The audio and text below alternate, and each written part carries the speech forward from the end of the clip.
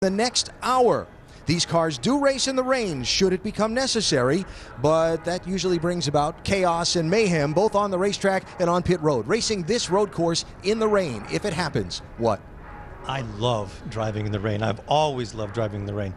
There's a special quality to driving a 700 horsepower car on a racetrack. However, there's the one thing you have to understand is if you're in the middle of that group with all those tall rooster tails, you can't see anything. So you have to have a lot of faith in the car that's in front of you because that's all you can see down the straightaways. And Eddie, to add on to that, this is Indianapolis, so it's not like a regular road circuit where you can go off track and go into the grass. Here, you've got big walls on both sides of you and you're going 190 miles an hour. No room for error today, Alan.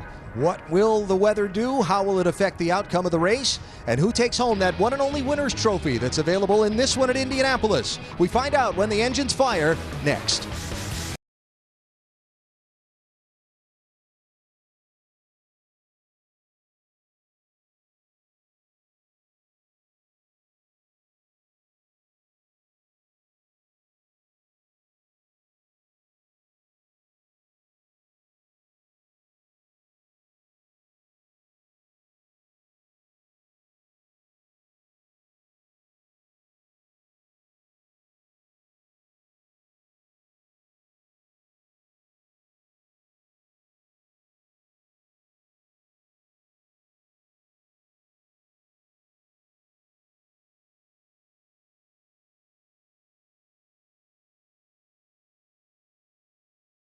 Miles an hour today, but they'll be pushing 190 in the Grand Prix of Indianapolis on the road course at the famed Indianapolis Motor Speedway. The command to start engines just moments away. Down to pit road and Rick DeBrule. Well, Simon Pagenaud has something no other IndyCar driver has. He has a champion's victory ring from the inaugural Grand Prix of Indianapolis. That's because he won the very first race here last year, the only one that's been run. You could argue that was the race that put him on track to become a driver for Roger Penske. But, of course, driving for Roger Penske, winning for Roger Penske, two different things. Been a little tougher this year, so he'd like to win today for two reasons. One, he just wants to win. Two, he wants to be the only driver ever to have that victory ring for the Grand Prix of Indianapolis. Jan Bikas? And Rick, he wasn't the only driver who made his mark last year. Consider Sebastian Saavedra. He scored the inaugural pole position here, but unfortunately for Saavedra, he stalled the car on the grid after scoring that pole position, and he sat there helplessly right on the front. He waits. Will I be hit? Unfortunately, the answer was yes. A massive start line crash for Saavedra. He now is back this year. He was unhurt along with the others, and he has an opportunity now with Ganassi car to go out and cash in on unfinished business. Doc?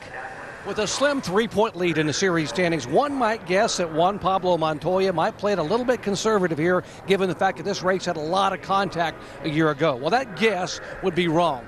This feisty Columbia does not have a patient bone in his body. In fact, don't be surprised if Montoya is one of the first ones to poke a nose under someone to make a pass. Montoya's philosophy, it's all about winning. And if I take care of winning, the championships will come.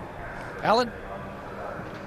Doc, thanks. So we're ready to go. You see the drivers all buckled in their cars down on the grid, 77 degrees, and again, that threat of rain. For now, though, the track is dry.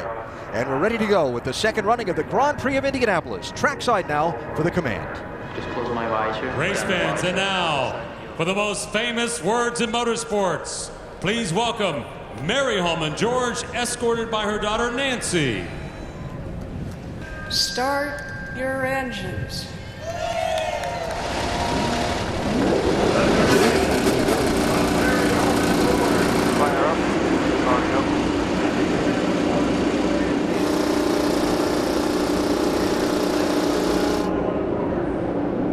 Ready to race at Indianapolis and get the month of May off to a flying start. The Indianapolis 500, 2 weeks from tomorrow. The green flag waves when we come back. We'll also show you this spectacular 14-turn course that'll challenge these drivers and get ready for the rush to turn number 1. That's all next when the green flag waves.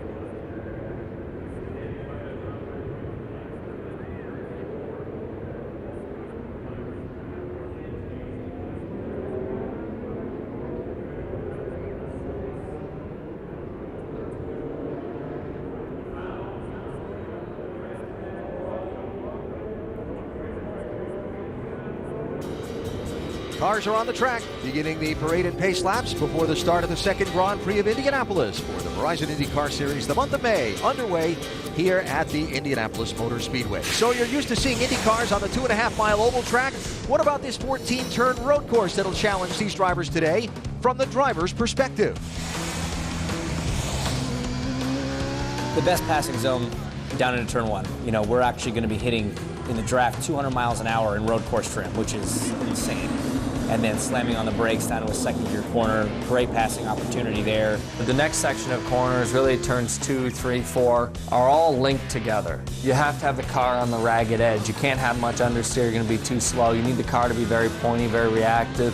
You got to carry a lot of speed because once you come off of 4 and 5, it's the long back straightaway. Now in the back straight, going to turn 7, it's another huge braking point. And when you have this type of braking points, man, it's a great opportunity for you to make a pass.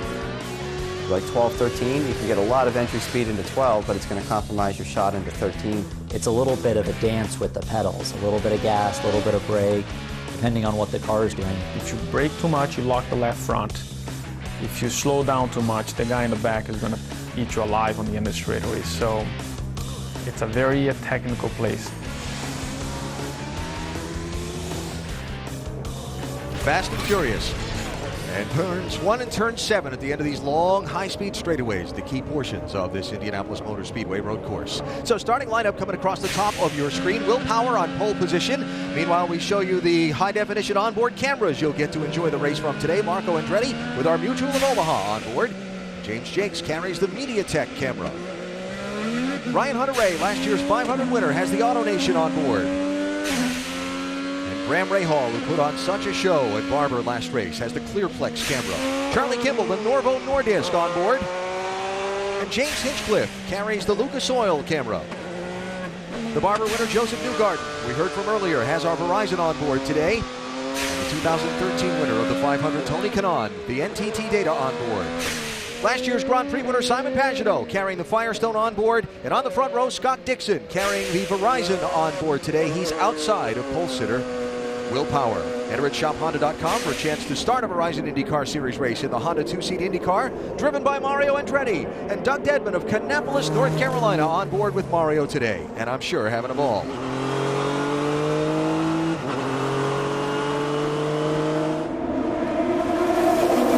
Green flag. We are underway in Indianapolis. Will Power with a big jump on the start on Scott Dixon. One body part. Dixon around the second place car. 3 cars are stopped. Dixon was almost through. Full yellow, pits are closed. Full course caution. Jack Hawksworth also signaling like Newgarden. He's stalled and needs assistance restarting. Wants to get restarted because they don't want the pace car to come out and then put them down a lap. So both of them are pleading with the safety crew, come to me first, but they're almost to you. We'll get caught up here after we get the car started. We'll go ahead and get caught up to the back of the field. Scott Dixon saw the jam up that collected Newgarden and Hawksworth. The straightaways we can see here is very, very wide, and all the drivers, there's a lot of room for these to be 5 abreast, but it just funnels down to enough space for one car. That's what happens. And Elliott was trying to get on the inside, and his nose of his car ended up clipping the right rear of Scott Dixon's car. He went around. Now let's watch from up above as they all rush into turn 1. Remember, everybody's going for the same piece of real estate. It becomes very confrontational. Just takes one car to get turned around as Dixon did. Then the melee comes along. And then when that one car gets turned around, the space shuts down by half. Right along with Tony Kanaan. Right side. Looks like Castro Neves might have damaged his wing. Yeah, and bumped into, let's see that again. 2 inside, 2 inside. Oh, Big crash. There were 2 separate accidents. One up front and one behind Dixon. Now with Newgarden, he stalled because he did not get the car into neutral quick enough. Everybody funneling down to one spot on the racetrack. And Eddie, you mentioned the width here coming into turn 1. So right along with number 5, James Hinchcliffe. He's just reacting to everything that's going on in front of him. He has nowhere to go. And then you have a chain reaction. Everybody bumps into everybody. And this is the escape road that they're going off to go and miss all the cars that are collected in turn 1. They'll be talking about this one for quite some time. There were a lot of different things happening at the same time, Alan. So last year, as Jan talked about in our pre-race, the standing start that had the problem and didn't work out very well. This year they went to the rolling start and had troubles when they got down to turn number 1, right at the front of the pack. Yep. So the second place runner, Scott Dixon, gets clipped by Helio Castroneves, who also had Simon Pagenaud pressuring him, and the jam up behind has resulted in quite an expensive opening lap tab for front wings. The view from Tony Kanaan's car through the carnage in turn 1. Charlie Kimball's look also.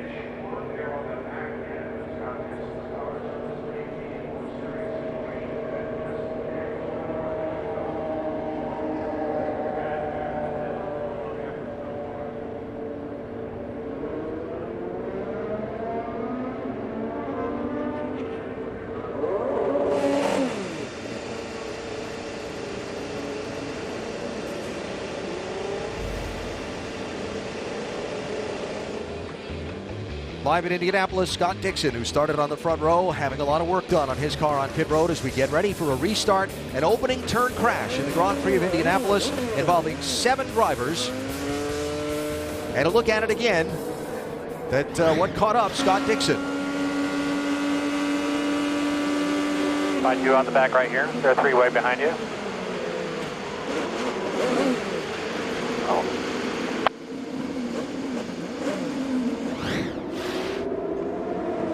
So we go green with Will Power leading, now Simon Pagenaud second, Sebastian Bourdais third. And again, the run out to turn 1. But this time they go 2 abreast. The whole complexion of this race has changed with those 3 cars out.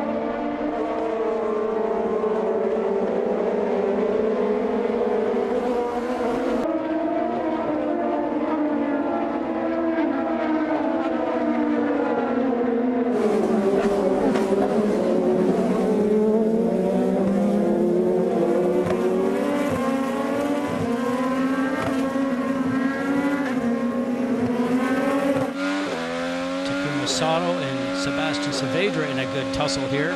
Here's Tony Kanaan. Gonna have a look to see if he can get up beside Saavedra. This is a long straightaway here going down to turn 1, generally up to about 185, 88 miles an hour. And the veteran gets it done on the rookie. So that gets Tony Kanaan 12th position.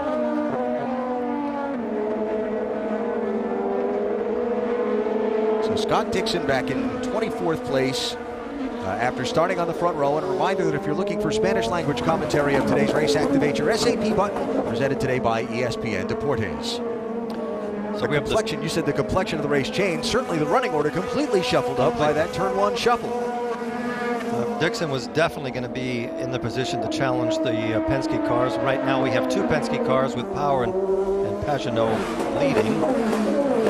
And Bourdais is a very strong third. He's been quick, Scott, the whole season. He hasn't quite been able to pull off a great result, but when we spoke to him in the pits yesterday, he seemed very confident. And I followed up with a conversation this morning after warm-up, and Sebastian said, you know, my car does not work that well on the red tires. That's the red sidewall tires that are the option tires. A little softer, supposed to go with more speed. He says I get a few laps out of it, and my car starts to trail off. We've not figured it out so far to be able to run as competitive as the Penske cars.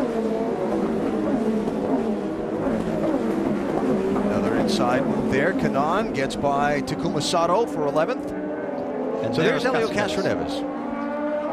So now he's got his work cut out for him to make sure he gets up there as far as he can, but Power and Pagenaud are not going to be hanging around, Scott. Well, and obviously what Elio is waiting for is you see his car twitch because he's on the gas pedal. He's trying to get a run down the straightaway, so he's on the throttle as quickly as possible. The back end steps out a little bit, but his whole goal is to move forward, and what he wants to hope for right now is that there's a yellow at some point where the pack starts to collect all together, because he's not going to be able to do it maybe just on speed. We'll watch and see. Castroneves one of a number of cars that pitted under the yellow for that lap 1 accident. Rick? Yeah, the one advantage Castroneves had when he came in was he did not have a long stop. All they came in and did was replace the left rear tire. As a result, he was able to get up pretty quickly, unlike, for example, Scott Dixon and Joseph Newgarden, who had to do big wing swaps. So as a result, he was able to get out and get into the middle of the pack, unlike those other guys who were at the back of the pack. And Dixon is second to last, and Newgarden is last. And more importantly, they're 54 and 68 seconds behind the leader. The only way they'll get back in the game if there is a full course yellow. So Tony Kanaan continues to move up, picking up 10th position around Carlos Munoz. There's Munoz in the 26. Munoz part of a storyline of struggles. The Chevrolet versus Honda competition here in the IndyCar series so far this weekend has been a little lopsided in favor of the bow tie carrying group. This track is designed in such a manner that you will see 2 things: if your car has too much drag, or if you don't have enough horsepower, because we have an incredibly long straightaway here, Scott. And the Honda has been slow in the straightaway throughout all of the testing. And from everybody we talked to, we believe that both the cars have pretty close to similar horsepower. So what that really leads us to believe is that maybe Chevrolet has an advantage with their new aero kit that was introduced earlier this year over the Honda aero kit. So everybody believes right now that Chevrolet has a little less drag. That means the car can go through the air a little easier, and that makes the car go a little faster down the straightaway. We talked about it this morning, guys, that the Hondas were about 4 to 8 miles an hour slower than the Chevys down the straightaway this morning. If you look at the numbers on the season, 4 races so far, top 10s, poles, top 5s, wins, and so on. The competition certainly slanted toward the Chevrolet side of the ledger thus far. But all we've done so far is road races, and this is the last road race before qualifying for the Indianapolis 500. Come Monday, all this bodywork you see, all these little winglets and things are off, and the Speedway kit is on, and then a whole brand new game begins. You a Jimmy Buffett fan?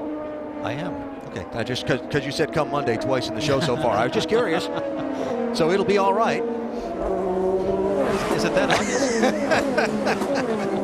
What, the flip-flops you changed into and the flowered shirt after the tie on camera? It does feel good in flip-flops. Well, if it's any consolation, I'll be going to the Florida-Georgia line on race weekend here in Indianapolis. Looking forward to that one. So back here watching this fight from Marco Andretti on back. Marco running 13th in that 27. He's got last year's Indy 500 winner right behind him, Ryan Hunter-Reay, then Charlie Kimball, James Jakes, and Helio Castroneves back in 17th place. And Alan, you talk about the Andretti cars. I was in their garage after warm-up this morning, and all the drivers were huddled with their engineers, which you would expect to see. But also team owner Michael Andretti was in that meeting also, trying to come up with a strategy how they can get their cars moving forward just a little bit more. And all those Honda cars right now, we know, are going a little bit slower. They certainly believe that they're working very hard, but difficult to sit back as a competitor and accept that. And Jan, you drove these cars. You understand what that's all about.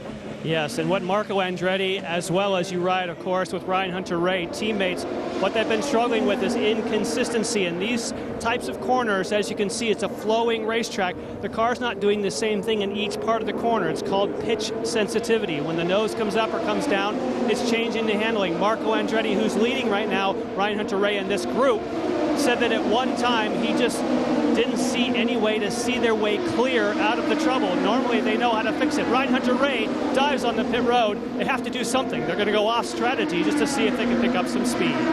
Very early stop, and hoping then perhaps for a caution to gain a lot of free track position. Doc? And it is a strategy move. You know, they said if we do what everyone else does, we're going to be right there behind all the guys we qualified behind. So why not take some chances and go on an alternative fuel strategy? That's what they're doing now. Lap 9, they can now make it on 2 more stops. Ryan Hunter-Reay makes his first of 3 stops today. And the thing about all these strategies, we won't know how they play out till the checkered flag waves. Scott Dixon, 55 seconds behind leader Will Power, which means he's not all that far in front of him on the racetrack. Back to Indianapolis after this word from your ABC station.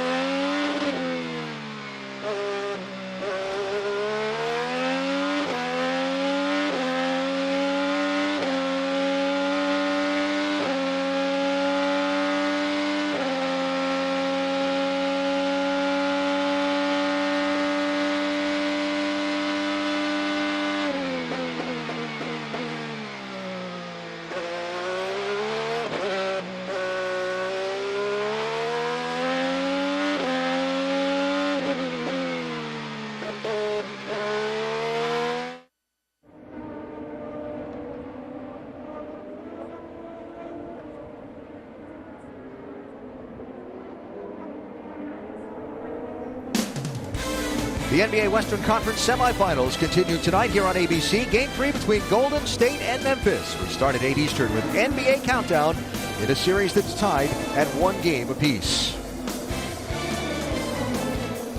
Here at the Indianapolis Motor Speedway, Will Power started on pole, was ahead of the big Turn 1 Lap 1 scrum, and has led every lap so far. Simon Pagenaud got through it unscathed and runs second. Power setting a new track record in qualifying yesterday. Of course, only the second year of racing on the road course here for the IndyCars, but a new track record, and telling me this morning he was particularly concerned about the starts and restarts on this racetrack because of how long the run is from the start line to the braking zone in Turn 1. He said there's a lot of things that can happen. In fact, he and I were together as the Indy Lights race. One of the preliminaries went off and started under green, and he said, "Stop, I want to watch this." And he said, that's what I'm afraid of. He has great concern about what these starts are going to be like as the leader. Race car drivers will always use every inch of the room that's available. If you can pack 6 cars in there will be 6 cars in there. Unfortunately, it's just a very long straightaway here, Scott, at the start of the race, and it narrows down to just enough space for 1 car. All the drivers know it, but they think the other ones are going to back off. I'm here first, give me the space, but it doesn't work out that way. when 5 people are thinking exactly the same thing. You're right. And when you're going to the turns, you think that you can do it better than the other guy, and you're going down the straight and you say, I think I can, I think I can. The closer you get to the turns, you go, I know I can, and then sometimes that doesn't work. So there's Simon Pagenaud running second in another one of the Penske entries. Last year's winner of this race, driving for a different team, but again getting through the first turn skirmish to run in the number 2 spot. Sebastian Bourdais running third, talked about him. A driver who has won so many races in IndyCar, has raced in Formula One. He just needs a good event, I think, to break through. But the team to beat this year has always been Penske when it comes to qualifying. Well, he's in the soup of the Penske cars now because 3 of them are right around him. There's Juan Pablo Montoya right behind him. Juan Pablo was talking about with the added downforce and aero trim on these cars this year, he felt like he could hustle a race car around a course like that. And when I hear Montoya and hustle a race car, I think success and fun. Absolutely, and all the other drivers I spoke to, when you talk about Montoya, they know that if he's in your mirrors, he's going to be aggressive, and if he gets close to you, you know that he's going to be very brave in trying to pass you. So you really have to make sure you give him space. Now, all these guys seem evenly matched, and I mentioned before about Sebastian Bourdais, the 3rd car on your screen, the green and black car. Interesting, because he did tell me, as I mentioned, that he did not think he could have the pace on these red sidewall tires, the option tires that the Penske cars have. So he told me his car works better with the black primary tires.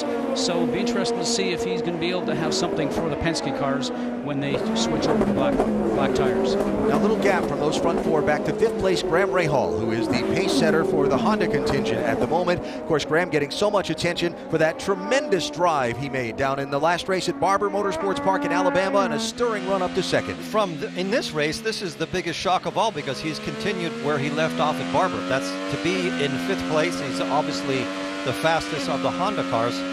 They might have just figured something out. This is a young, aggressive driver. His father has won the Indy 500. They've changed the team, and he seems to be making a lot of progress this year. I think that might be the car that Honda starts focusing on. 174 miles an hour on our Honda telemetry as he hit the braking zone for turn number 7.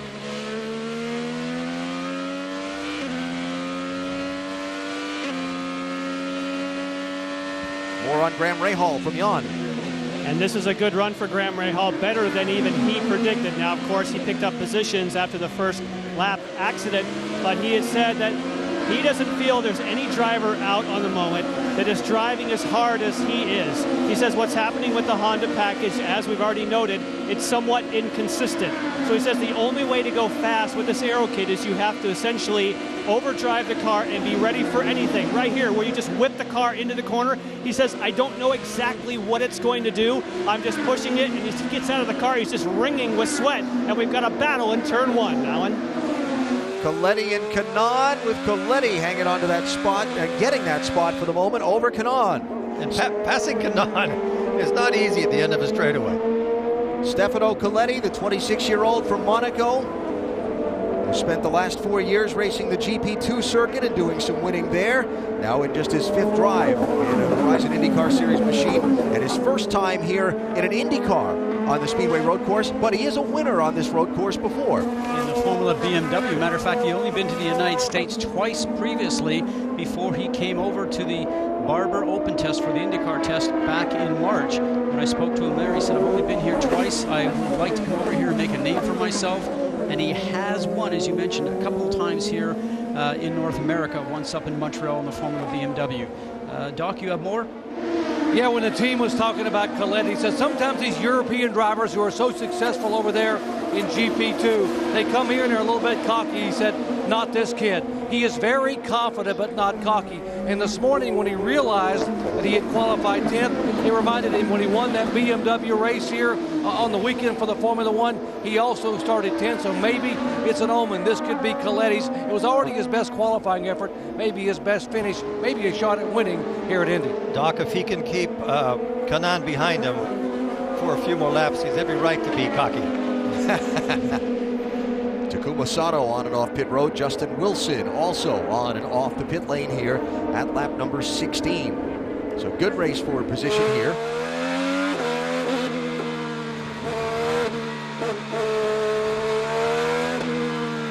You see how much of the curb these drivers are using now? Sometimes the wheel looks like it's going in the dirt. To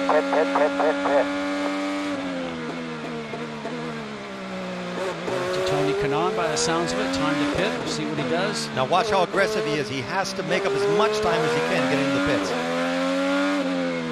Very, very narrow pit entry. Get down to the speed limit of 50 miles an hour there to not be penalized. Another set of reds here.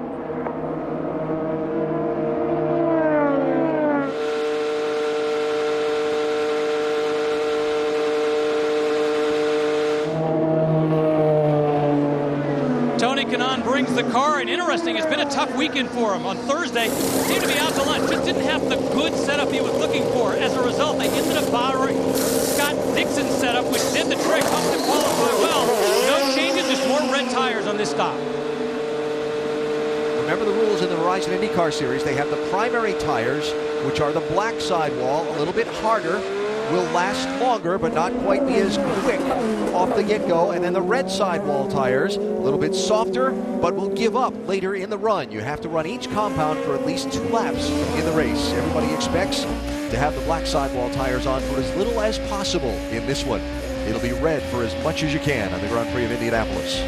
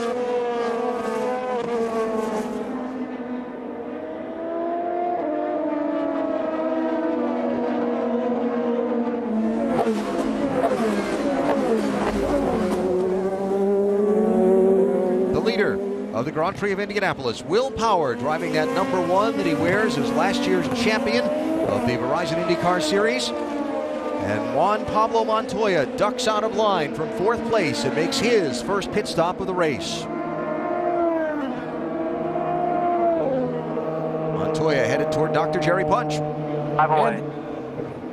And you hear him calling him into the pit. The 2000 Indy 500 winner going to get 4 tires. They're going to take the reds off and put the primary black walls on. Use them now and use the reds later in the race.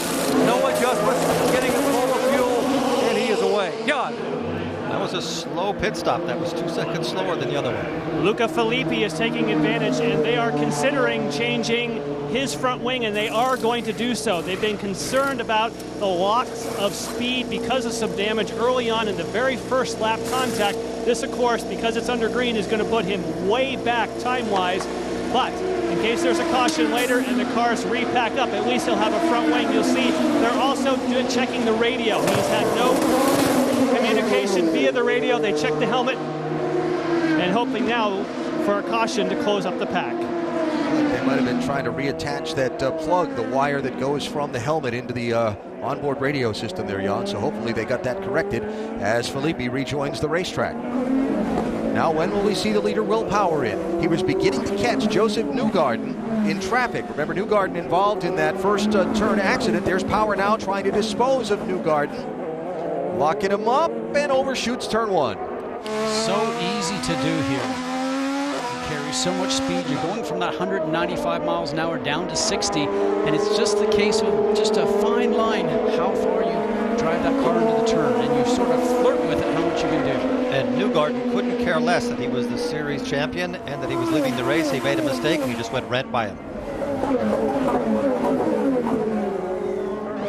As you watch as the one car you see comes out from underneath in the draft of Newgarden. Remember, you're doing 190 plus miles an hour, 195. That's called the over-under, and Newgarden did a tremendous job. But from Newgarden's position, he actually saw that was going to happen, and he did that beautiful crossover. He went up high and then just passed over in front of him.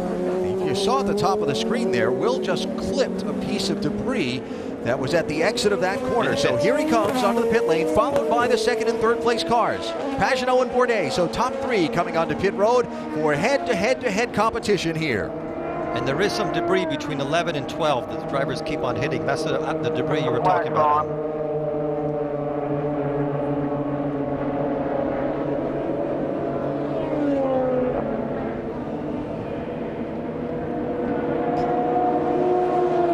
The lead cars come in. First you see Sébastien Bourdais in the green car in the back, Pagenaud the red car in the middle, Will Power the black and white car in the front.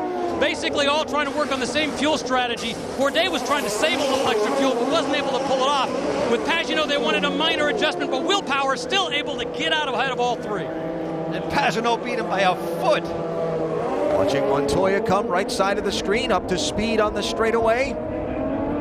It's a drag race at turn 1, and he blocks his tires. If you do that too much, we have a square tire, and that's no fun to drive with. So Montoya goes back to 4th place, which is where he was before the cycle of the pit stops, and the top 3 remain unchanged in the exchange. But now he has Bourdais right on his bumper. So as you see top of the screen, leader is now Graham Rahal, who is yet to pit. Now Graham coming onto the pit lane. Mind your speed. And headed toward Jan. And they just told Graham Rahal, as they do many of the drivers, go like stink. That's because it's an in and an out lap. They make so much difference. He went 1 lap longer. They're going to go with the black sidewall primaries, but they don't want to make any changes to the car. They've been happy with how it has been going. Again, better than expectations. An 8-second stop for Graham Rahal. Great pit stop. So James Jakes is now the leader in the cycle of things, with James Hinchcliffe second. Then it'll be Carlos Huertas before you get back to Will Power next in line. There is James. The 2 Schmidt-Peterson Racing cars running first and second at the moment. Remember, that's the team that won this race a year ago with Simon Pagenaud driving for them. And Dixon is in the pits. Well, the plan for Scott Dixon is simply fuel and tires. Remember, when he came in for that very first stop, when they had to replace the wings, they had a big problem getting the rear wing on, and that's what caused the big delay in the pit. When they were in looking at it that time, they made sure they wiggled that back wing just to make sure it was still solid. And that was the first 7-second pit stop we saw. That was fascinating. Right side of the screen between Castroneves and Coletti into turn 7. That was back for 10th place.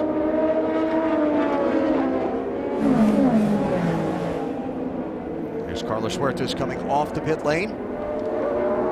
Is that Huertas or Draconi? I'm sorry, that's Draconi.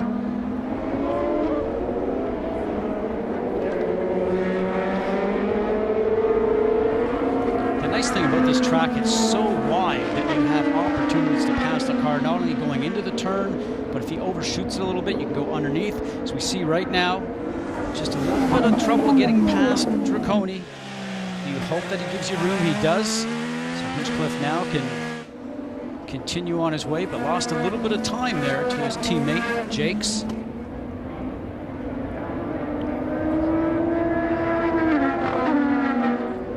Update on Hinchcliffe from Jan. and he is scheduled to pit. Remember, he had that contact on lap 1 and had to come in and change the front wing. So they have told him he is within a lap or so of pitting because he will be slightly out of sequence. So he has a great position right now. Unfortunately, he's going to be giving that up fairly shortly. Check out the top end speed on the Honda telemetry. It's got to get up to 185 to be close to the Chevy. This segment here, guys, is so difficult. When I drove this track last year in the sports car, you're always leaning on the tires. You get into turn 4 here, and you got so much weight on the front of the nose. You're trying to turn the car without the back end coming around on you. Then set yourself up for the chicane right there, getting over those 2 bumps. This is the second longest straightaway here. Quick straight all the way down what they call Holman Boulevard into 7. Hard braking. See, he closes up on Jake's under braking, but this is a timing issue now. Going through this next segment of turns, if you're off just a little bit, you'll cause yourself some speed. A long right-hander here as you get back on the gas, going up through turn 12. Another possibility for braking in here and passing, but very difficult as you get back up onto the oval. You did all that in a vintage sports car? Yeah, and I was worn out. Here they come to pit road, top 2.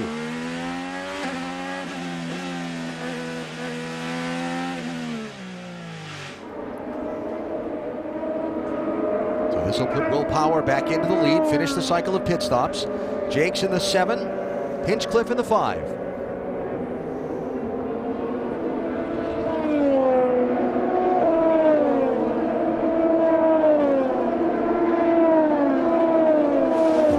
So the cycle of stops done. Will Power will go back around to the race lead of the Grand Prix of Indianapolis.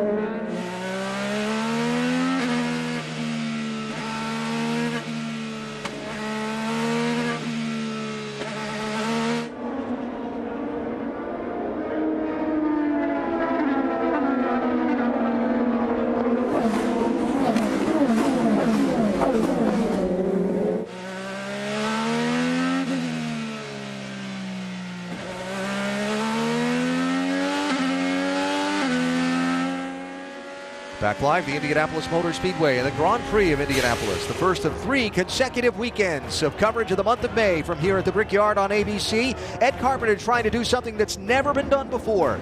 Win the pole for the Indianapolis 500 for a 3rd straight time. We're on the air both Saturday and Sunday next weekend from here at the Speedway. And then, of course, 2 weeks from tomorrow, the 99th running of the Indianapolis 500-mile race. If it's anything like last year's stirring fight between Ryan Hunter-Reay and Helio Castroneves, we're in for another great treat here at the Brickyard. I have a feeling it might be even better than last year's. So Will Power has done a lot of the dominating in the series so far this year. Helio Castroneves, the only driver to lead a lap in all of the first 4 races coming into today. And right now it's Power doing most of the leading in this one.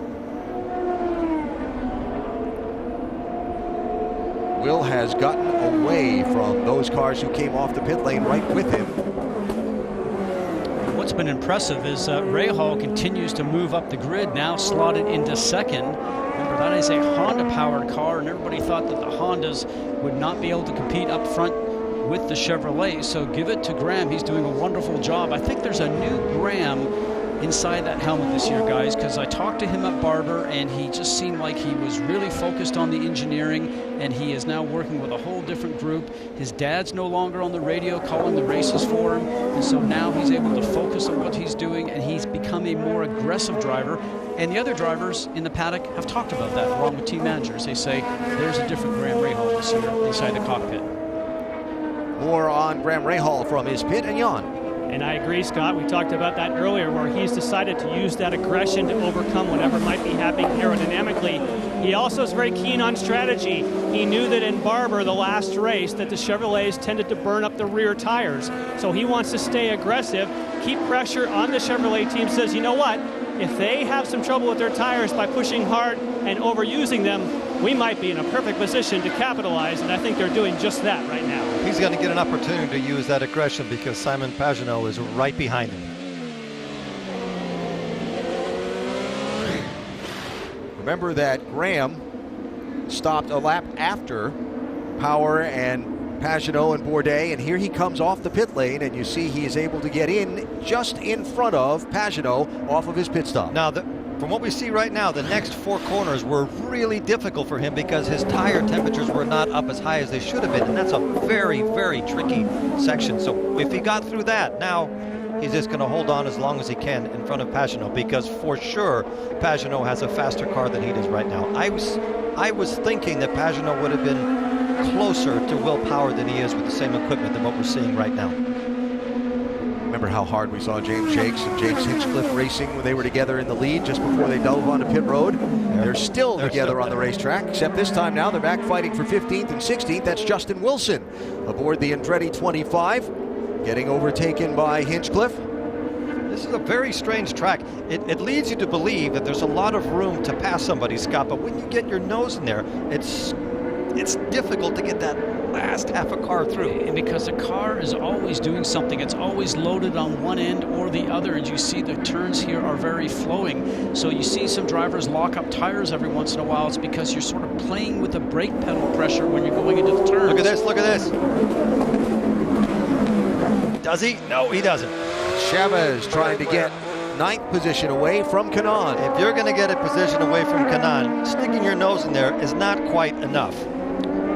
And back the other side in that group we were watching, Justin Wilson falling back another spot as Luca Filippi goes through him. Justin Wilson is all over him. If he so much as blinks, he'll get by him.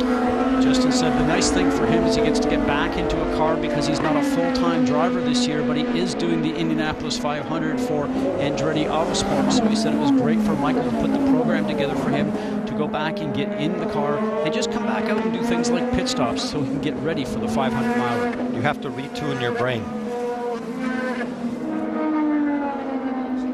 That long delay, that time that you sit out of a car, you and I were talking about that at dinner the other night, when you're out of the car for a period of time, it just takes time, as you call it, to retune your brain to get back into it. Not only driving it and mentally, but physically. That's true. When I was racing, Grand Prix racing, there was one season I was out of it, and I was invited to race for Carl Haas's Formula One team, and I qualified 10th. And about 9 laps into the race, a drive shaft broke, and I was very happy. Second pit stop for Ryan Hunter-Reay, Doc. Yeah, he pitted on lap 9, no adjustments, 4 tires, red tires going back on. Again, the problem with him, inconsistency. The car very tight on entry, and then it breaks free under throttle on exit. I had that conversation with Ryan just this morning. He said, you know, this is a track that we came here, we thought that we would be so good at, and Jan was mentioning this a little bit earlier on, just because they thought the car would be so consistent through the long turns, It's turned out to be worse for them, so they're really confused by that, but very hopeful that the aero package that Honda provides them for the Indy 500, which they start testing on Monday, will be much more competitive than the road course package. All those little bits and pieces are gone. We're going to see a car, both cars, the Chevy and the Honda, that are not clean. Let's update you on a couple things while we watch this race from 8th place on back with Coletti, Kanaan, Chavez, Munoz, and Charlie Kimball there, the last one in that line. That threat of rain seems to be dissipating. They've changed the forecast and dropped the chance of a shower for the remainder of the time period of the race to just 20%. And as you look at the sky, it's a little clearer, and the radar, certainly anything that was approaching the area, has broken up as it's come closer. Helio Castroneves back on pit road. Brings the car in. Interesting to point out in this morning's warm-up, they went for something very different. They decided to go for a one-element wing. They were swinging that hard, trying to find an advantage. They decided to take it off. They decided it wasn't worth it. He is off strategy. Important to point that out. So it could come back to him at the later end of this race. What a great race between Coletti and Kanaan. Coletti is using every piece of the track to try to keep Kanaan behind him. Now after this long right-hander, we'll see if Kanaan is close enough to stick his nose down in the back. I think he's too far away, but if he's going to pass him at the end of the straightaway, which is the best place, Scott, if you can get a draft on him, he's got to stick with him all the way around. We'll see if he'll attempt again to get by him and where Coletti positions his car.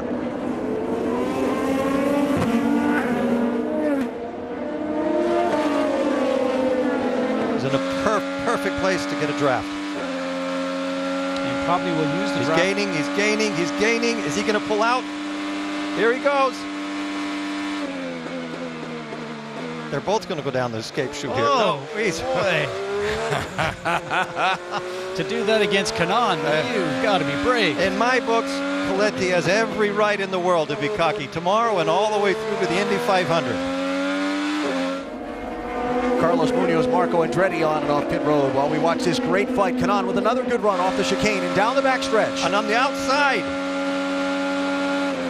And he's not giving him anything. That's how you're supposed to race. And as you can tell, everybody's still got their front wings on. What a great battle.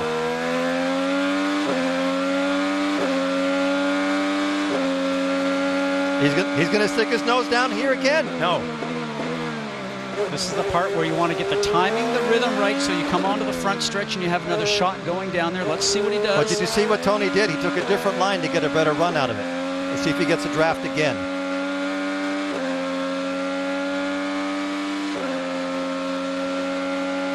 No, he's too far. You might think so. No, he's too good luck. No, too far. Luck is not a good strategy. I like that line.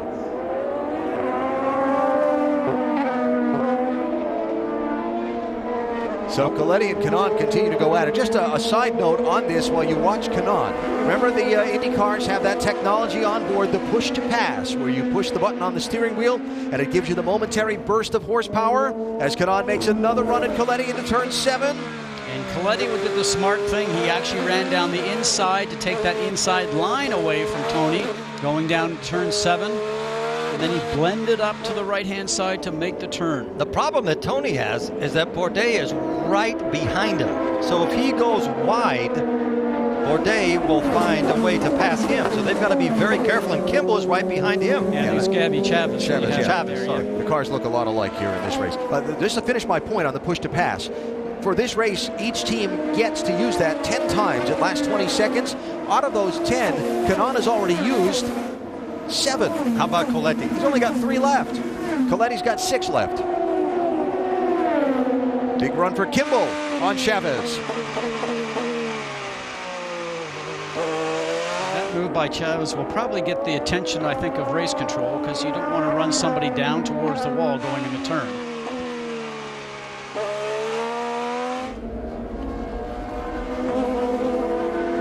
Now, while all this is going on, everything's pretty static up front. Will Power leading Rem Hall by just under 2 seconds, with Simon Pagenaud, Sebastian Bourdais, and Juan Pablo Montoya the rest of the top 5. Back after this from your ABC station.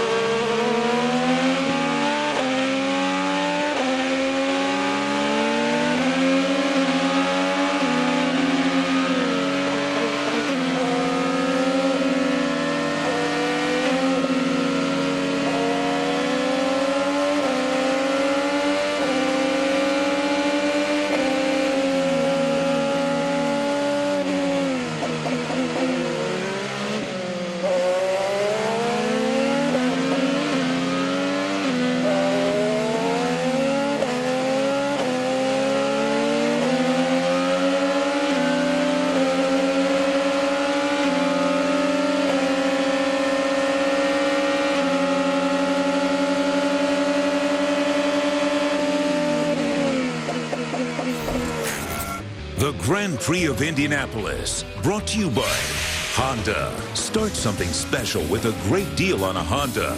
Now at your Honda dealer. A look from Scott Dixon's car. And a reminder to download the IndyCar 15 mobile app to get live streams from in-car cameras and more from Verizon.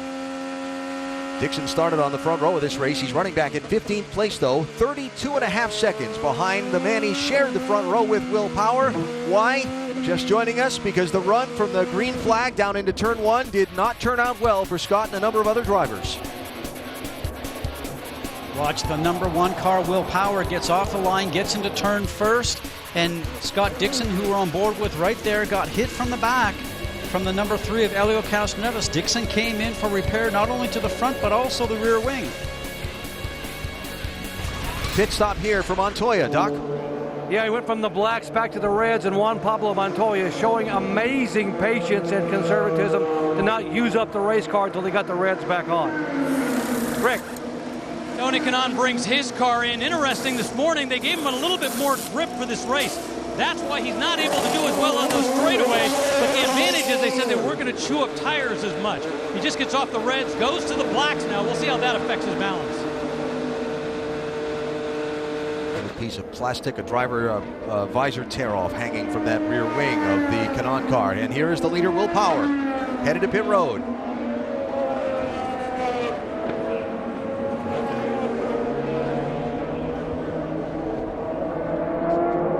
Second stop of the day for Power, who has led all but 5 laps of the 40 that we've completed so far. 5 minutes, guys. Better give me a little room. 50 miles an hour in pit lane seems so slow coming off the track. Stop Billy. 3, 2, 1. Boy, it's been a picture-perfect weekend for Will Power. He's done well. Qualified on the pole. Now he's dominating the race. It's the first of 2 sessions that he says he wants to dominate. The next being the pole and the win for Indy. Behind him, Simon Pagenaud. They make a quick wing adjustment. Have a little trouble getting the fuel nozzle out and send him back out. The first pit stop was 6.3. The second one is 9.3. That's probably 200 to 300 yards difference on the racetrack. And that's huge. And as a driver, you're sitting in there and you see your teammate pull out much faster than you do, and you know you've lost all that valuable time on the racetrack. Hard to accept sitting in the cockpit. All of these pit stops that you're seeing right now are going to carry through to the Indy 500. And that's a good point, Eddie, because it's not just pressure on the drivers coming when you go for a pit stop, it's also on the crew members, and you're right. Of all the races you have every year, the one that relies the most on the pit stops, I think, is the Indy 500.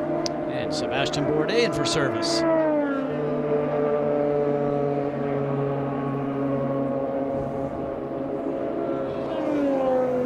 Running second at the time of the stop, Rick has been in the top 5 about all race. Sebastian Bourdais brings the car in. He has been very happy with the car this weekend. Interestingly enough, he was not happy with the reds. He said he had a hard time coming to grips with them. They already had a red stint, and now they're shifting back to reds again. So obviously, he's starting to figure those red tires out and wants to take advantage of the gain that you can get from those red tires. Ray Hall is leading. I know it's because of pit stops right now, but he is in the lead. So as this second set of green flag pit stops cycles through, these laps that Graham Rahal is doing on low fuel and on older primary tires become critical to him to have some chance to try and close the gap to Will Power on this exchange of pit stops. Absolutely. He has to push as hard as he possibly can. He has nothing in front of him. It's clear sailing. He can just focus on his driving. His confidence must be sky high right now, because when you look how the car was performing at the beginning of the season. Everything you have, my good man. Everything you have. Everything you have. Well, his heart rate's already going probably about 190 beats a minute. When someone came on the radio and said that to you, everything you have, how did you react to it? Well, you're already giving it everything you have, so I don't know where you find that little bit more, but you try. You never know how much you can give. And you saw the car wiggle there. That's what he's talking. You're just getting back on the gas a little sooner, waiting for your braking zone a little longer, but you're trying to make sure you don't lock up those tires. What I struggle with is that is exactly the same piece of equipment that Team Andretti has. And yet, they're way in the back, and Ray Hall is leading the race. That just goes to show you how competitive this series is. You know, and I think here he is. Let's see how fast. Let's see how fast he gets in the pits. And this getting in the pits is probably the hardest part of the lap. What's he coming in for? Almost in the grass. Coming in for a steak burger with cheese, with mustard and ketchup and shake. And 4 tires. Okay. Yes, sir. We're laid out. Pits are wide open. Now it's time for the team to perform with a fast pit stop.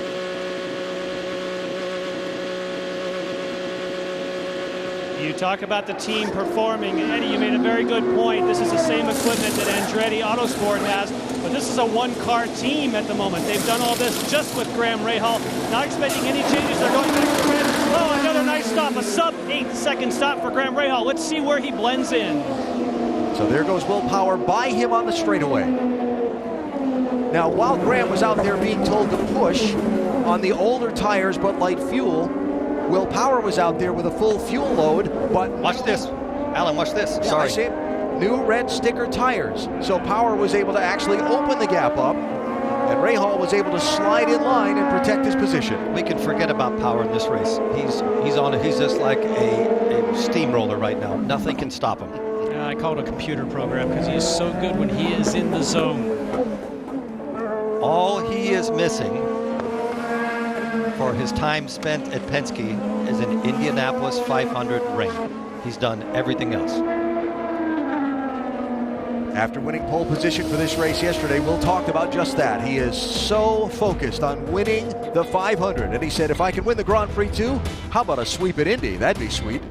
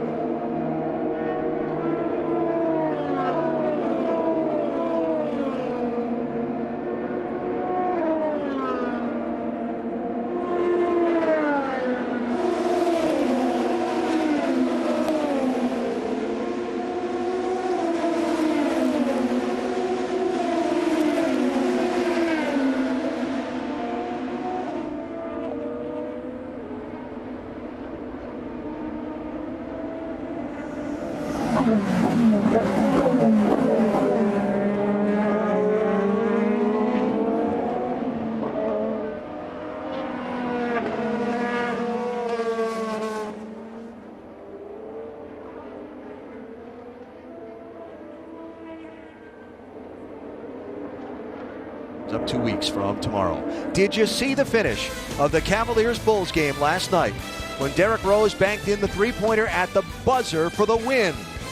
Game 4 here on ABC, the NBA Eastern Conference semifinals tomorrow afternoon.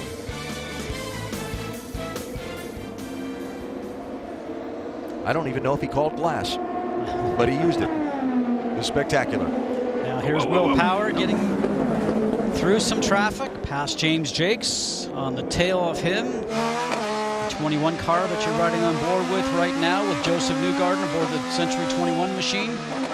He was trying to pass Power. Wants his lap back. He's trying to get back on the lead lap.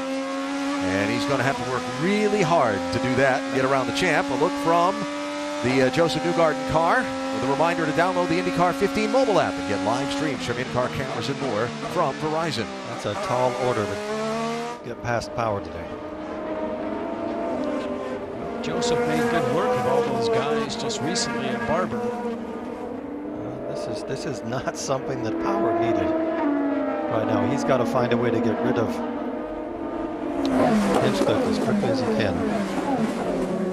Well, I think James Hinchcliffe in the number 5 car will be the most professional and probably see what's happening behind him. And if he... Power's too far behind to get by him, and he's got Newgarden right up the back of his gearbox.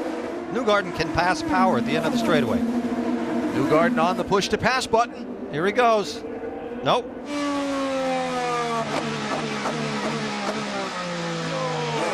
Is there enough? Yep. Oh, yes. No. Pardon me? Yeah, that's what Hinchcliffe was being too kind there. He was trying to give everybody room, and they ran him off the ground, off the road. So that move on Hinchcliffe puts Power back into the lead. And he's got, by being caught up in that fight with Hinchcliffe, he's got that gap now to Graham Rahal, who takes over second. It was 4 seconds after the pit stop. Being held up in the traffic has cut that in half. And Rahal can see Power now. It makes a big difference when you can see the driver that you're chasing down.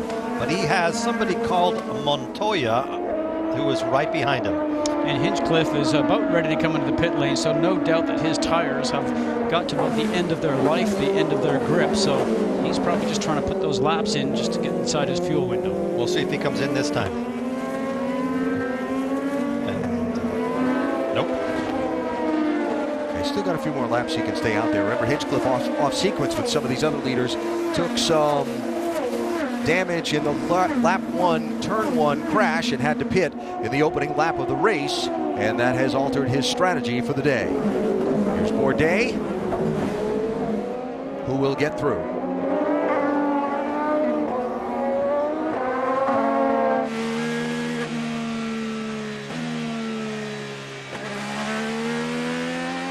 Going back to that conversation that we all had together with Sebastian Bourdais yesterday, one of the challenges these teams face in trying to sort out these new aero kits at each different race course is the fact that they are not allowed to have any of those red sidewall tires until qualifying day. So they can't go out and test on them. They can't go out and practice on them on the promoter test day or on practice sessions. The first time they strap them on the car, or bolt them on the car as it might be, is qualifying. And so how to tune your car for the different sidewall constructions and different characteristics and so on of that tire is something that Bourdais felt his team was missing just a little bit. And I think the other side of that too is that some of the other teams that are out there, that for instance like Penske that have 4 cars, they have 4 drivers that are very equal. So when they send those cars out on red tires, they get information that's probably applicable to all 4 cars. So they get to be able to tune the car a little quicker than maybe some of the other teams. Then I'm going to argue the other side of that. Then how come Rahal is second and keeping all those other Chevys behind him? It's a single car there. And I've said earlier in the year, a different Graham Rahal driving the car this year. And I understand to your point, but they in their engineering group right now have done a great job in getting the most out of their car. Munoz with a little lockup, trying to pass Trecconi.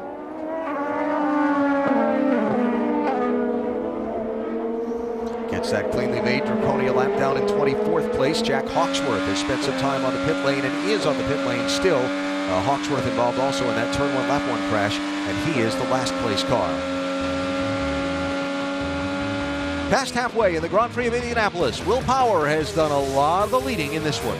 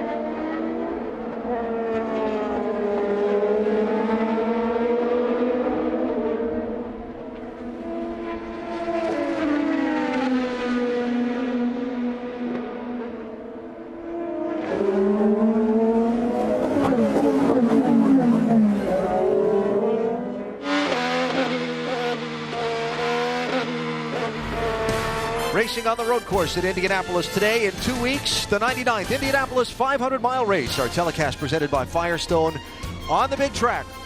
Sunday, May 24th, our coverage starts at 11 a.m. Eastern on ABC. Last year's race was spectacular, as was the year before's, as was the year before that. We expect more of the same in a couple of weeks here from the Brickyard. Will Power is the race leader in this second Grand Prix of Indianapolis. 52 laps down, 30 laps to go. Time now for the Carfax up to speed. We check in the leader's pit with Rick. Well, earlier today, we were talking about the fact that Graham Rahal says that Honda car, you're not quite sure what it's going to do. You have to work around it.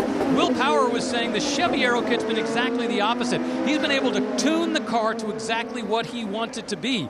And when you think about it, when Will Power has the car exactly the way it wants to be, this is what you get. A guy who starts in the front, runs up ahead, and controls the pace. And he's doing that right now. Jan? And, of course, Graham Rahal had a slightly different pit strategy, going a couple of laps longer. But now you see he is shadowing Joseph Newgarden. We've talked about how aggressive he is in the car. He's also been somewhat aggressive on the radio. Can we not get some help from Newgarden? I mean, he's not in this thing. You try, but I doubt it. We'll go try. Obviously, he's going to try to pull out whatever stops he can. He wants to close down on Will Power. Doc? Back in third spot, Juan Pablo Montoya. Now, John Boslog is the strategist. He's the engineer making the call for Montoya. And he and Montoya talked this morning. They talked about, as John's looking on and watching the monitor, taking care of that front wing and being very, very careful to take care of the tires. Remember what happened at St. Pete when Will Power dominated the race, but in the final step, it was Montoya that ran him down past him and won it. Montoya being patient now until the final stop. Let's go to Rick. Sebastian Bourdais right behind. He's been happy with the car today. One of the things they're doing is working a little bit of a fuel strategy. One of their hopes is that they can go at least a lap further than the cars ahead of them, in particular Will Power, so he can get one big solid lap that he can go on low fuel and possibly gain a little bit more time while they're pitting and hopefully come back out in a better position. That's his plan. Right behind him is Simon Pagenaud. Now, the rear has not gone exactly the way he's wanted. Obviously, he hasn't had the results, but he pointed out he's not frustrated. As a result, he knows that he's had a new team. They're all having to come to grips with each other. And we have to point out his regular engineer, Ben Bretzman, is not here this weekend because his wife had a baby just a couple of days ago. As a result, he's got a new chief engineer, Ron Rzuski, from the team. So there's even more new stuff to have to come to grips with this weekend. Doc? And behind him, give a call to California driver J.R. Hildebrand. Folks, he has not been in an Indycar in a year. Last May, when he finished 10th in the Indianapolis 500, he said, I was disappointed with my qualifying run. I asked the team to give me a little more gear. They gave him gear, and this morning he was in the top 10 in the final warm-up. Right now he is running 6th and feeling very comfortable in the car. Jan. And we should also, Doc, I think, give a shout out to Charlie Kimball. We haven't seen him too much today. He was disappointed with his 14th qualifying. Just said, I didn't get the ultimate out of the car on that single lap. But as his engineer told me, and he says as well, I race much better than I qualify, and he's having a good run today. Rick? Elio Castroneves, we talked about at the beginning of the broadcast, his 300th start. If he could win it, it would be his 30th win. That's his goal. Of course, now his goal is just to get up front. They aren't an off strategy. They came in on an off set of pit stops, but they've been talking to him about fuel. The goal to save the fuel as much as possible and hopefully end up on the same strategy that everybody else is before the race is over. So right now he's in 8th. That's not bad considering that first lap issue. Yeah, that's the big story of the race so far. Just joining us, a turn 1 crash on the first lap of the race. Started with Castroneves and second place starter Scott Dixon making contact. It wound up collecting a total of 7 cars in the incident. Castroneves, Dixon, Justin Wilson, Jack Hawksworth, among those who had to go to pit road after the very first lap of the race and give up all the track position they worked so hard to earn in qualifying. Castroneves has been digging out of that hole ever since. One guy that did not get out of the hole, Joseph Newgarden, because he stalled his car in that altercation in turn 1. So now he's 3rd from last. So very difficult run for him, really, in a hometown race for their sponsor. And I'm sure Dixon will have words with Castroneves after this race because he was hit from behind at the start of a race, which was kind of not expected. So Graham Rahal continuing to have Joseph Newgarden between himself and race leader Will Power. He's really hurting our pace now. I know he's killing your pace, so we're racing the guys behind us. Power's getting away. We can't worry about him. We got to worry about the guys behind. So Rahal is gaining under braking, and this is a direct battle, Scott, between a Honda and a Chevy. So we could see which car is gaining where on the circuit, and I think the Chevy is quicker at the end of the straightaway because he can't get close enough to get a good cover. And what's happening here is that Rahal is on the radio talking to his team, trying to get maybe race control or maybe his spotter to go and talk to the spotter for Joseph Newgarden's car and just say, hey, give me some break here, let me go past. And the reason being is that Rahal is second in the race right now. Newgarden is classified 23rd, as I just mentioned a moment ago, from being taken out in that turn 1 accident. The car was stalled. But right now, honestly, he's not close enough. Newgarden's a little quicker, so Newgarden's doing the right thing. He just wants to move forward. He's got his foot in the gas. Simon Pagenaud off the pace from 5th place. Last year's winner of this race, in trouble. Sounds like he's not in the correct gear. I wonder if he's got a gearbox locked into a higher gear. No smoke. Rick, you got the story? Unfortunately, no. In fact, the team looks very worried. They were trying to figure out what the issue is. They're going to go to bring him in. Kyle Moyer, who's on the radio with them right now, trying to get things straightened out. It is so frustrating because, once again, he just has not had the finishes this year that the team has been counting on, hoping that they were going to be able to pull those off. Now that he's come to the Penske team, let's see when they bring him in and what they're going to be doing. Initially, when they bring in a car, no matter what the circumstance, they try to treat it like a routine fuel stop, routine pit stop. So they go to work on it the way they normally do. Then it becomes a matter of trying to figure everything else that is wrong with the car. Right now, they're treating it normally. Yep, they're talking about changing the ECU, the electronic control unit. They're concerned that that's the issue. A lot of times, when you don't know what the problem is and you know it's complicated, it's easier just to change out the ECU, and that's exactly what they're going to have to do. So troubles for Simon Pagenaud, and it takes him out of 5th place. You saw Ryan Hunter-Reay come by as well, making his last scheduled pit stop with 24 laps to go. Listen to this replay from on board Pagenaud's car.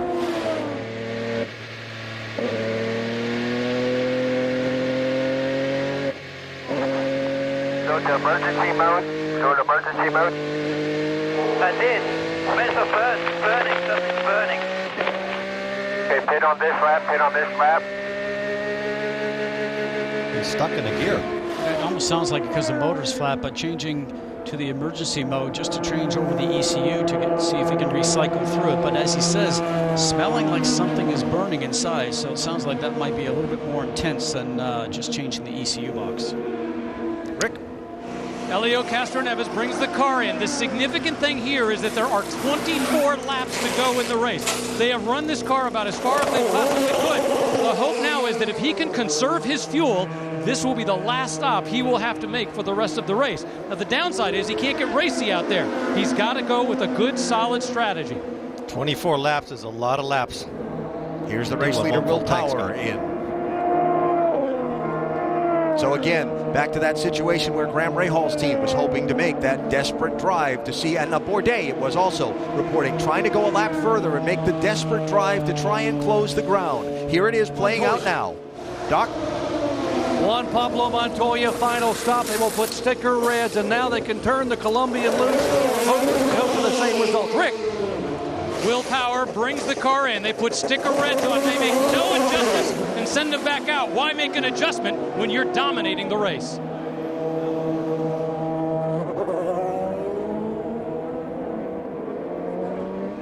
So, final pit stop for the man who's dominated the race. How will it cycle out when the stops are done? We're back to the Brickyard after this from your ABC station.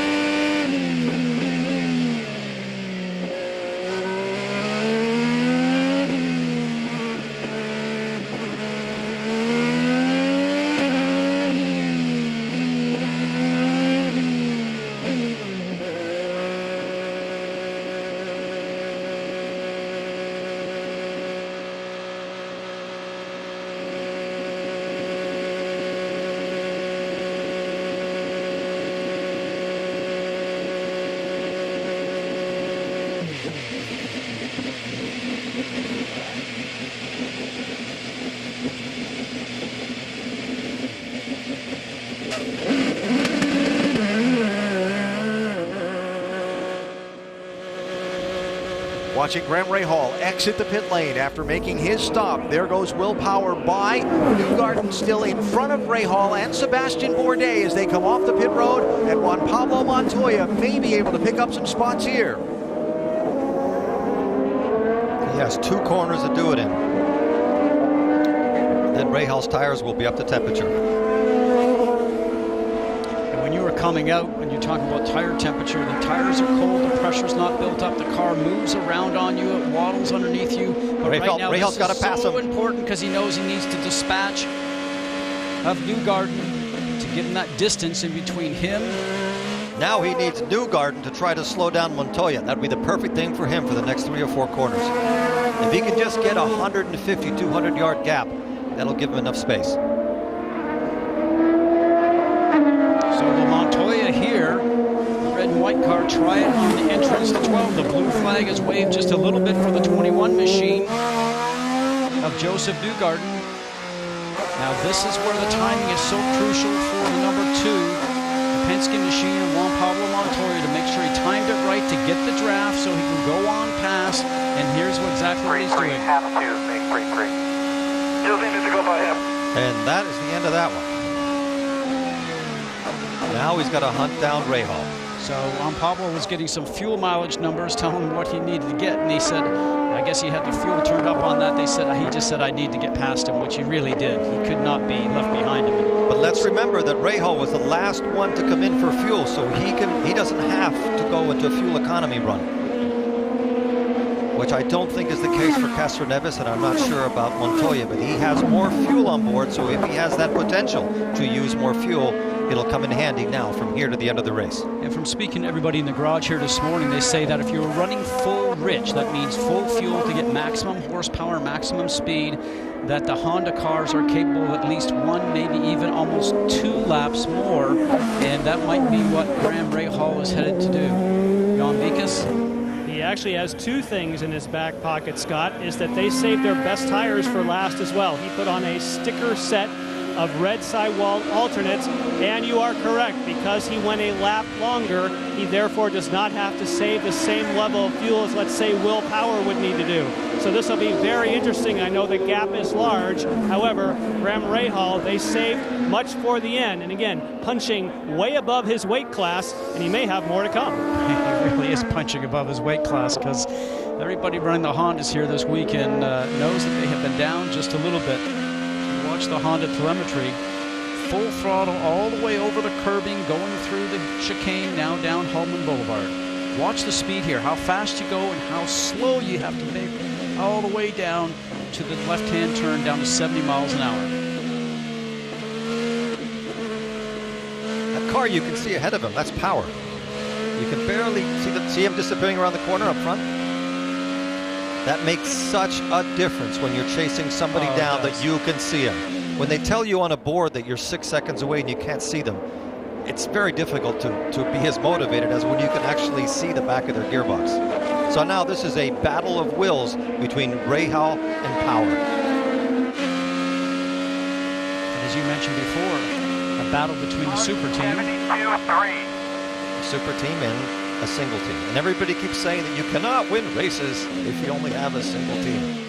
That's proof that that's incorrect.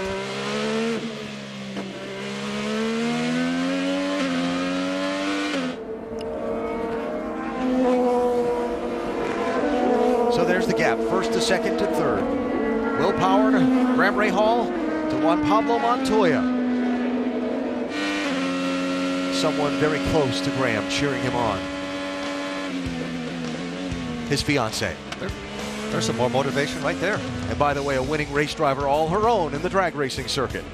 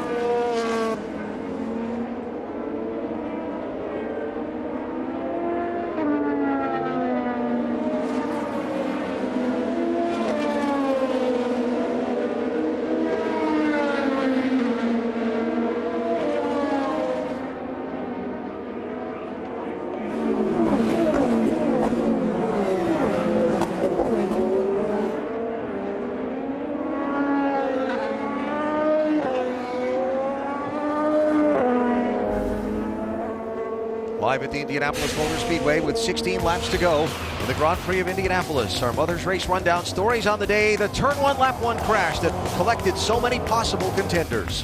Took Dixon out when it was really uncalled for. Once Dixon started spinning, there was that accordion effect in the back, and all hell broke loose. Scott Dixon tapped by Helio Castroneves in the rush down to Turn 1 to start that pole jam up.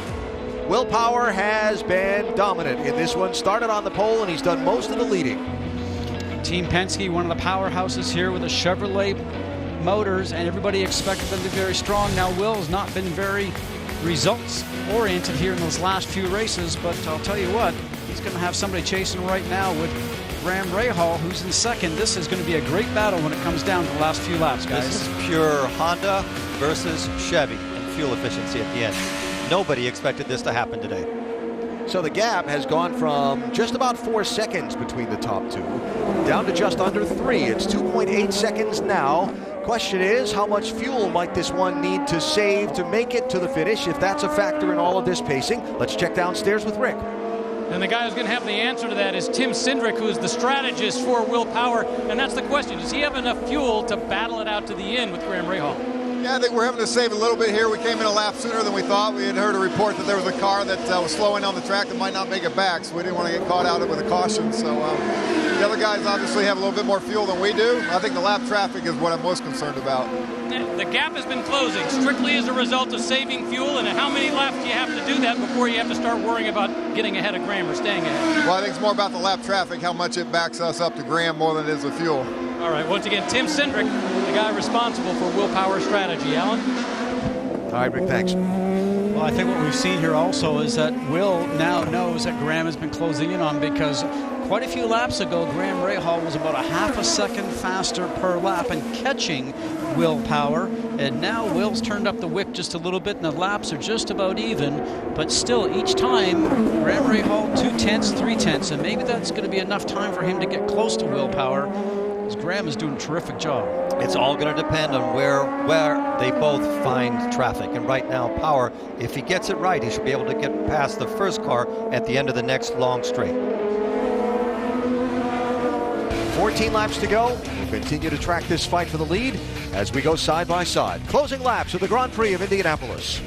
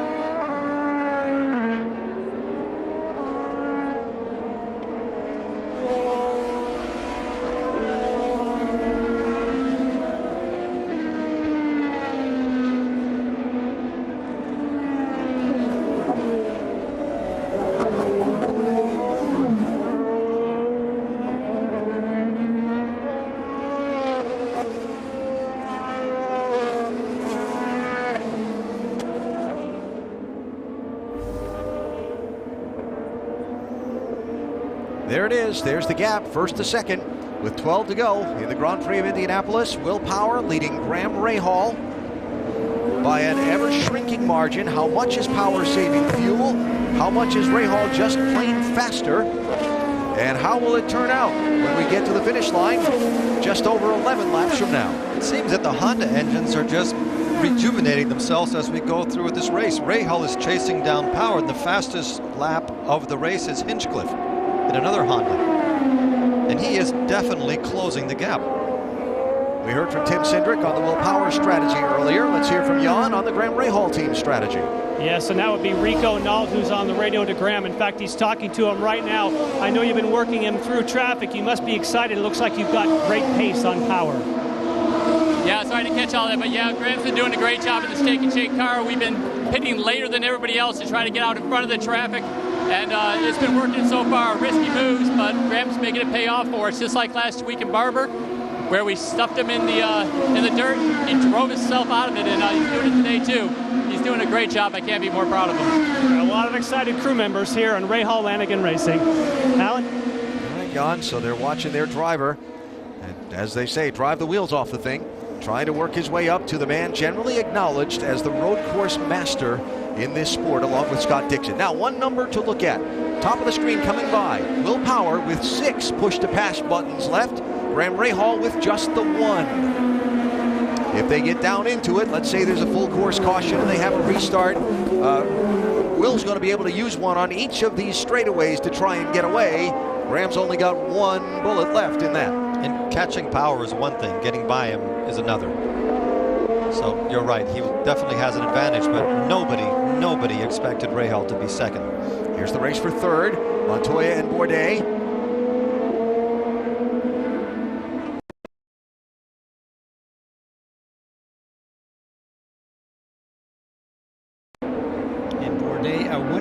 Sports cars a few years ago, knows his track very well, as does Juan Pablo Montoya from his Formula One days. It just goes to the distance between Power and Montoya, which is 6 seconds, almost 7 seconds, shows you what great form Power is on to be able to put that much distance between him and Montoya, the winner of the first race this year at St. Pete. That is a great performance. So back to the top 2. And that lead between Power and Rahal now stabilizing somewhat. In fact, growing a little bit on the last lap. Back up to 2.5 seconds. And Power has not used his extra power button yet. Right. Last 2 laps, I think we've seen Will Power just turn a little bit quicker lap than Graham, so maybe he's feeling a little bit more comfortable and confident he has enough fuel, so maybe a fuel trim number was changed on his steering wheel to allow him to use more fuel, which equals more power, which equals a faster lap time. While we watch these guys race, a couple of side notes for you. Simon Pagenaud's car was retired from the race, and now Justin Wilson's car has been retired from the race. Remember, the last couple of IndyCar races, every starter finished, which was the first time in open wheel history that 2 consecutive races had all cars running at the finish. Yeah, they won't make it 3 in a row. That's impressive. Right now, Montoya is under a lot of pressure. If he doesn't get past car in front, which I believe is Mahoney. And that when you get forced to put your nose in a place where you really don't want to do it, as he doesn't want to do it right now, is where you make a mistake. But Montoya has so much experience. He's going to get in his draft. He's going to pass him at the end of the straightaway, but he has to be careful of the car behind him. Carlos Huertas is the car that I thought maybe Montoya and Bourdais are now overtaking. Huertas back in 19th place and now 1 lap down. And that battle continues.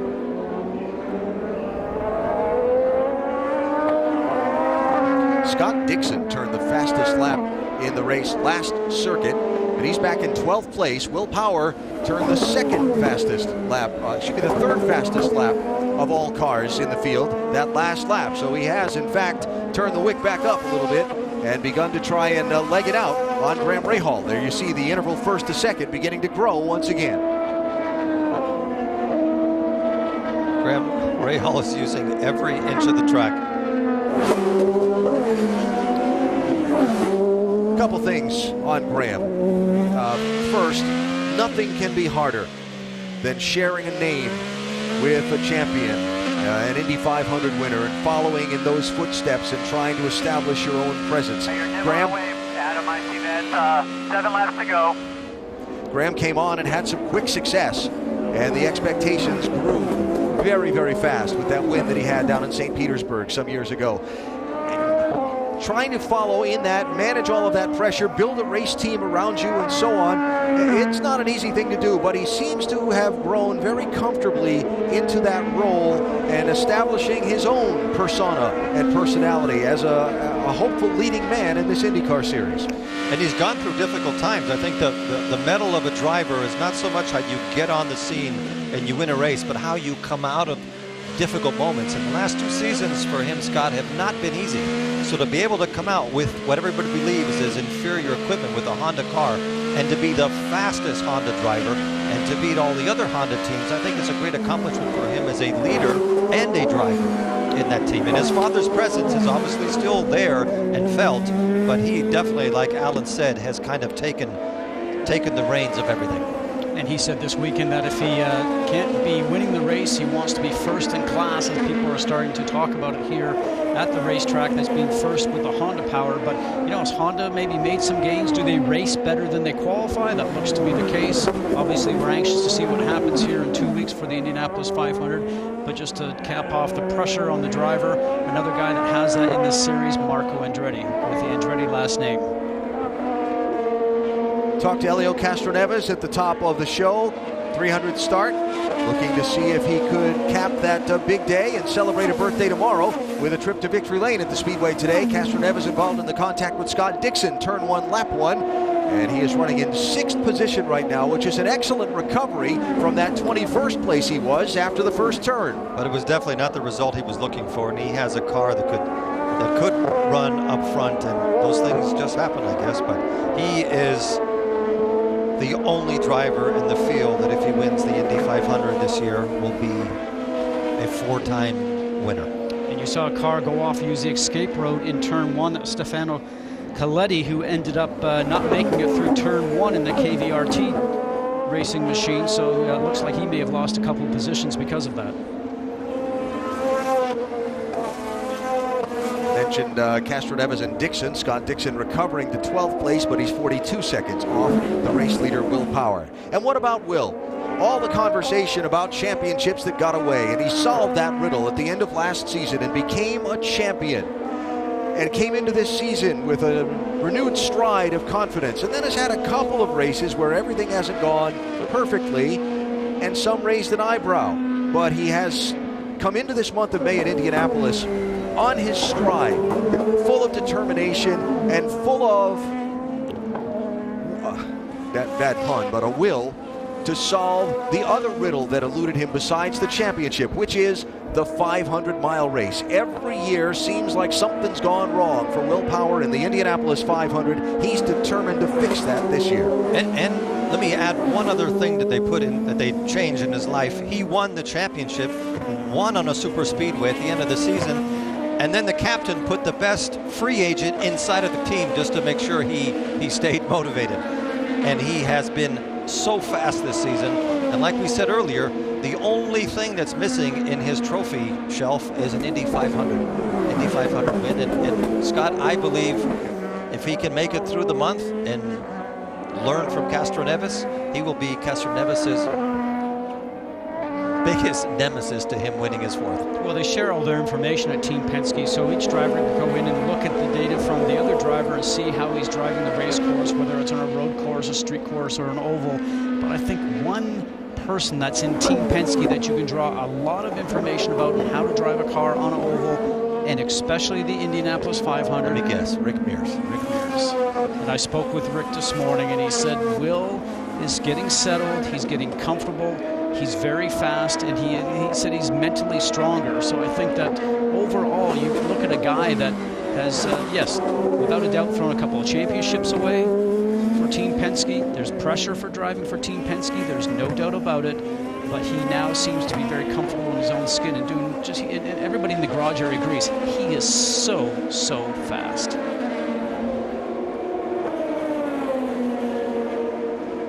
Down to 3 laps to go in Indianapolis for a winner's trophy from this speedway. Yes, there's that really tall trophy with all of those faces so elegantly carved on it that everyone wants so badly in 2 weeks. But absolutely, Will Power will be, if he's able to run out these final 3 laps, jubilant at taking home this trophy from Indianapolis and having a shot at the Brickyard Sweep. Not just him, the team, Chevy, his engineers, the strategist, everybody. They go into those 2 weeks of qualifying and racing in May. It makes such a big difference. And it's always great to win anything at Indianapolis Motor Speedway. And he's a master at this.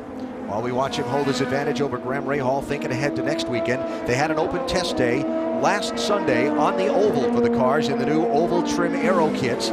Speeds were up a little bit from opening day a year ago. A lot of questions. Will we see an increase in speed from last year when we saw the pole get back into the